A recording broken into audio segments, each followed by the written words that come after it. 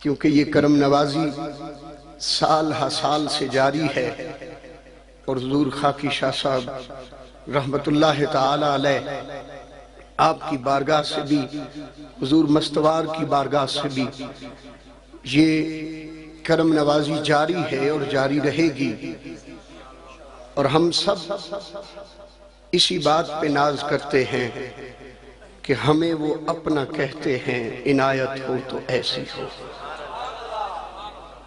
یاد رکھیے اللہ رب العزت نے ساری کائنات کو پیدا فرمایا، اسی کائنات میں جلیل القدر انبیاء بھی آئے،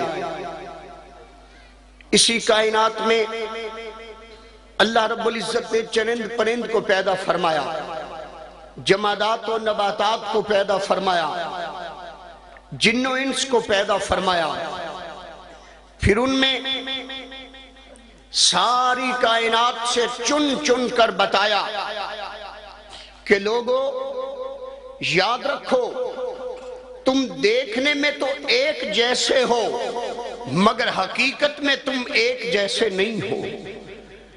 دو انسان ہو بے شک جڑواں بھائی ہو، وہ دونوں بھی کبھی ایک جیسے نہیں ہوتے۔ اب میں کہنا چاہتا ہوں میرے آقا کے ارد گرد بہت سارے لوگ رہتے تھے، سب کا مقام بجا، میرے آقا کی معیت میں بھی لوگ تھے، مگر جو قربت والے تھے ان کا مقام اور تھا۔ معیت میں میرے آقا کے صحابہ تھے اور قربت میں میرے آقا کی اہل بیت تھی، اور وہ اہل بیت کون سی؟ میرے آقا جس کے لیے یطہرکم تطہیرا کا تاج اترا، آقا وہ ہے کون؟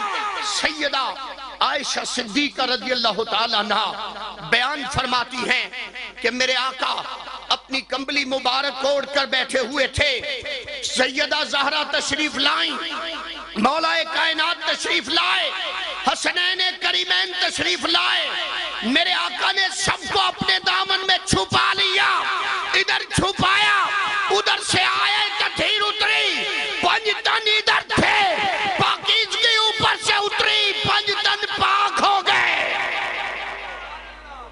یہ اصطلاح ہمیں قرآن اور حدیث نے عطا کی کہ دنیا والوں یہ پنج تن پاک ہے، اور انہی کو اہل بیت کہتے ہیں۔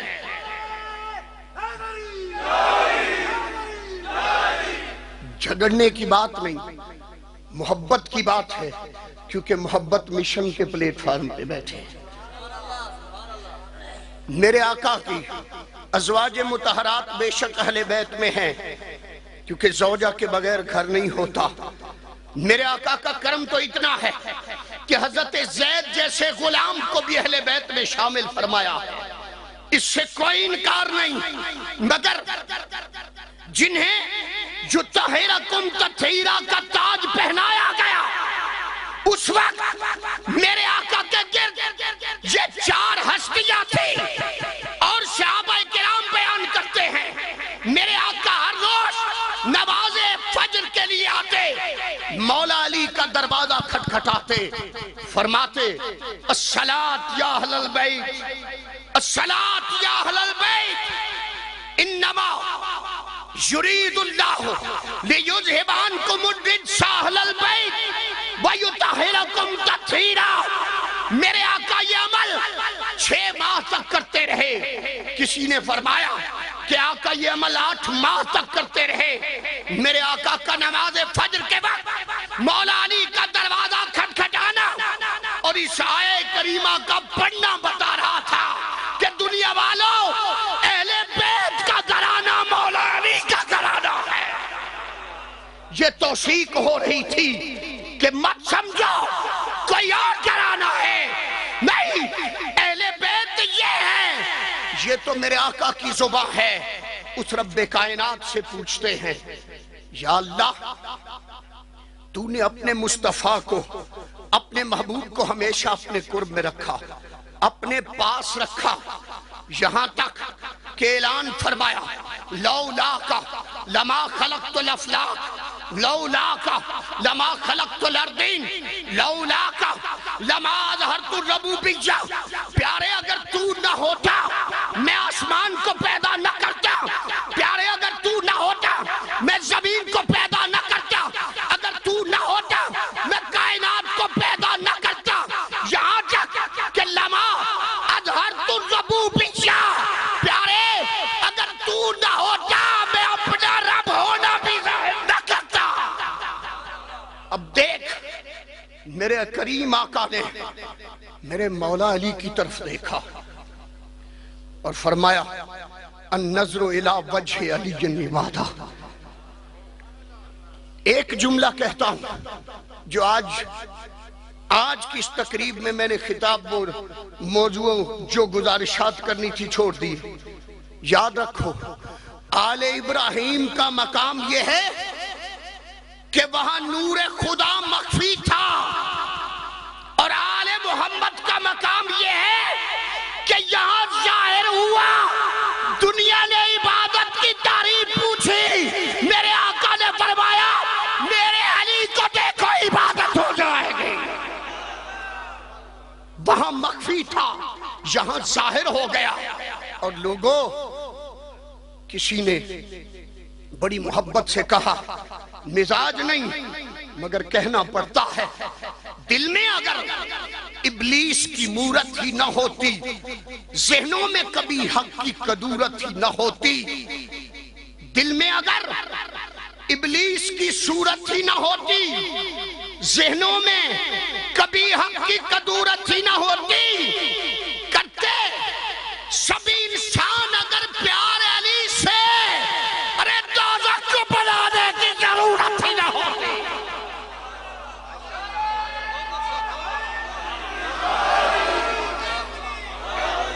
دل میں اگر ابلیس کی صورت ہی نہ ہوتی، ذہنوں میں کبھی حق کی قدورت ہی نہ ہوتی، کرتے سبھی انسان اگر پیار علی سے، دوزخ کو بنانے کی ضرورت ہی نہ ہوتی. اور ایک کون علی؟ علی کے نام سے دل کو سرور ملتا ہے، خیال و فکر کو تازہ شعور ملتا ہے. نصیب جیسے بھی ہو یا علی مدد کے کر، خدا سے جتنا بھی مانگو ضرور ملتا ہے. کون علی؟ نیاز مند کی حاجت روائی کرتا ہے. یہ سب نیاز مند مستوار کی بارگاہ میں بیٹھے ہیں، نیاز مند کی حاجت روائی کرتا ہے. خدا نہیں ہے وہ لیکن خدائی کرتا ہے. نیاز مند کی حاجت روائی کرتا ہے، خدا نہیں ہے وہ لیکن خدائی کرتا ہے. ارے مانگنے کا سلیقہ نہیں تمہیں ورنہ علی تو آج بھی مشکل کشائی کرتا ہے.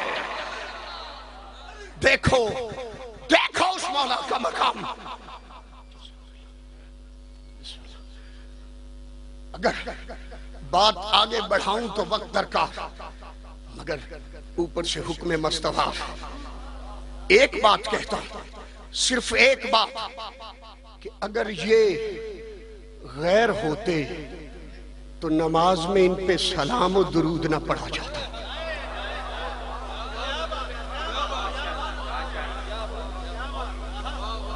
بس خدا نہیں ہے وہ لیکن خدائی کرتا ہے. تمہیں سمجھ نہیں آئی مگر سمجھانے کے انداز میں نہیں. طالب علم ہوں، یہاں سے تو خیرات لینے کے لیے آتا. اللہ کی عزت کی قسم، رب کی نماز وہ عبادت ہے کہ جو عبادتوں کی معراج ہے. دنیا کا کوئی علامہ، کوئی مفتی، کوئی عالم، کوئی مفکر، کوئی مدبر، کوئی مفسر کہہ نہیں سکتا کہ حالت نماز میں وہ کسی کو سلام کرے. کیوں؟ کہ سلام کرنے سے نماز ٹوٹ جاتی ہے. سلام کرنے سے نماز ٹوٹ جاتی ہے. آج پیر و مرشد کے فیض سے قصیدے کو نعت اور نعت کو عبادت میں بدل کے جاؤں گا. سنو، حالت نماز سے، نماز عبادتوں کی معراج